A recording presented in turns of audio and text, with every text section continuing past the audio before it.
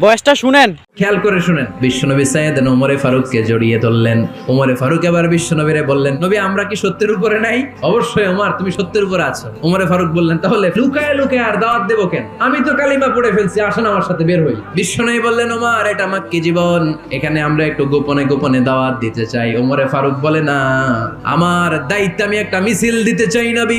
আল্লাহর নামের তাকবীর দিতে দিতে দারুল আরকাম থেকে শুরু করে মসজিদুল হারাম পর্যন্ত একটা মিছিল দিয়ে আমি মক্কা কাঁপাইয়া দেব।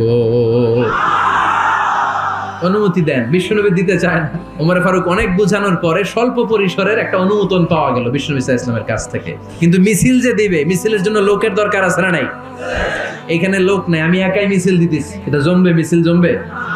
খুঁজে উনি 11 জন মুসলিম সাহাবা পেলেন। ওমরে ফারুক বললেন, 11 জনই সই, এই 11 জন নিয়েই আমি আল্লাহর নামের তাকবীর দেব।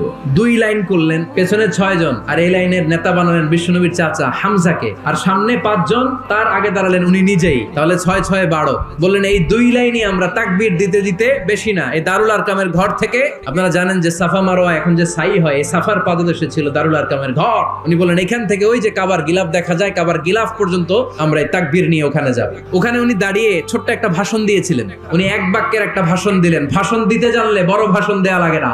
কে আছো এই মক্কায়? কে আছো মায়ের বুক খালি করতে চাও? কে আছো বাচ্চাগুলারে, নিজের সন্তানগুলোরে এতিম বানাতে চাও? বুকের পাটা থাকলে আমি ওমর রে থামাও। এই বলে উনি আল্লাহু আকবার, আল্লাহু আকবার, আল্লাহু আকবার বলে স্লোগান শুরু করে দিলেন।